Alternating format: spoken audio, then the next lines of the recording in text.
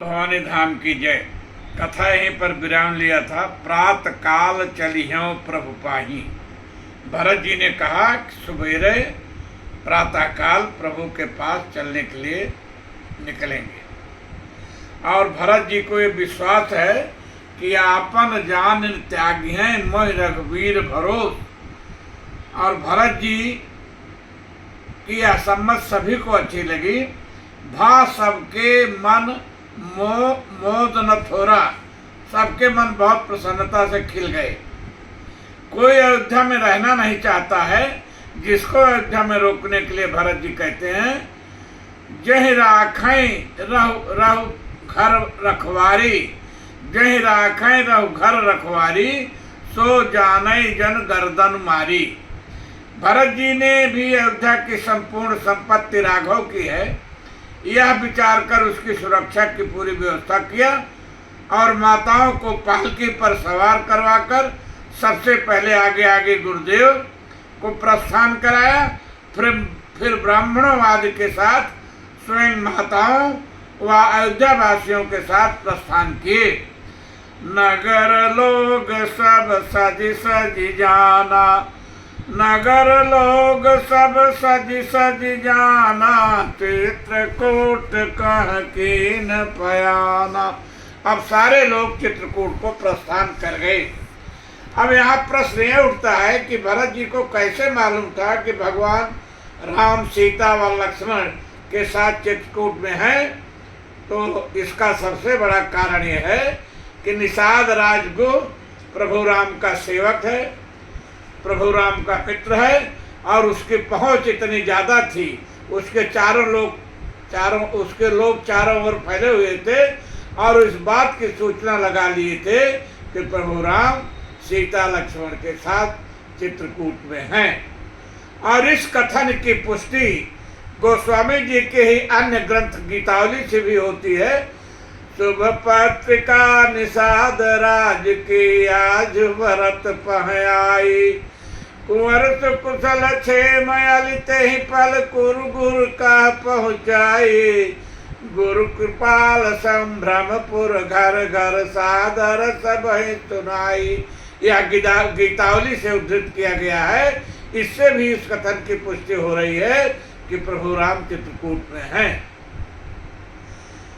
रात्रि विश्राम करके समस्त अयोध्यावासी प्रथम दिन तमसा तट पर निवास करके दूसरे दिन गोमती के तट पर विश्राम किया। इसके बाद सई नदी के तट पर भी रुके और वहां से श्रृंगवीरपुर पहुंचे। रात विश्राम करके समस्त अयोध्यावासी एवं सेनादि को निषाद राजगुरु ने 500 नई नावों के द्वारा गंगा पार कराया। दंड चारि माह भा सब पहारा। भरत जी ने सभी साथियों को संभाला और निषाद राज को आगे करके वहां से चले। भरत तीसरे पहर कह कीन्ह प्रवेश प्रयाग, कहत राम सिय राम से उमग उमग अनुराग। तीर्थराज प्रयाग पहुंचकर सभी ने त्रिवेणी जी में स्नान किया। भरत जी ने तीर्थराज से अत्यंत विनम्र भाव से अनुरोध करते हुए श्री राम के चरणों में प्रत्येक जन्म में अनुराग बना रहे यही वर मांगा। अर्थ न धर्म न काम रुचि, गति न चहो निर्वाण, जन्म जन्म रति राम पद यह वरदान नयान। भरत जी के भाव को देखकर त्रिवेणी जी भी चुप न रह सकी। उन्हें यह प्रमाण पत्र देना ही पड़ा कि तुम्हारे समान राम को भी कोई प्रिय नहीं है। तुम व्यर्थ चिंता न करो, क्योंकि तुम्हारे हृदय में रामचरण अनुराग अगाधो। गोस्वामी जी के शब्दों में भरत बचन सुनि माघ त्रिवेणी, भय मृदुबानी सुमंगल देनी। तात भरत तुम सब विधि साधो, राम चरण अनुराग अगाधो। बादि गलानि करहु मन माही, तुम सम राम ही को प्रिय नाही। स्नानाथ से निवृत्त होकर महर्षि भरद्वाज जी के आश्रम भरत जी गए। भरत भरद्वाज जी ने भरत को दंडवत करते देखा तो दौड़कर हृदय से लगा लिया, आसन देकर बैठाया। आसन दीन नाई सिर बैठे, चाहत सकुच गृह जन भज बैठे।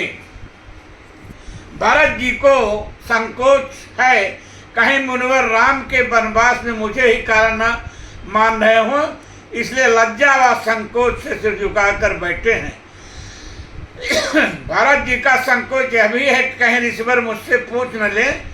मुनि पूछब कछु यह बड़ सोचो, बोले ऋष लखि सील सकोचो।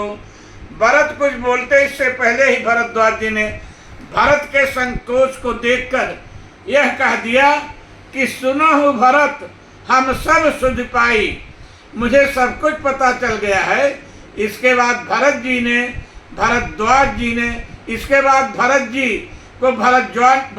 जी ने विभिन्न प्रकार से समझाया और भरत जी को निर्दोष बताते हुए यह भी कहा कि राम को मनाने हेतु जाने का तुम्हारा प्रयास या निर्णय अत्यंत अच्छा है, और यदि तुम राज भी करते तो भी तुम्हें कोई दोष न लगता। करते हो राज न तुम ही न दोषो, करते हो राज त तुम ही न दोषो, रामय हो तो सुनत संतोषो। अवयत कीन्हो भरत भल तुम्हें उचित मत एव, सकल सुमंगल मूल जग रघुवर चरण सने, सियावर रामचंद्र की जय। बस अब यही कथा विश्राम लेगी।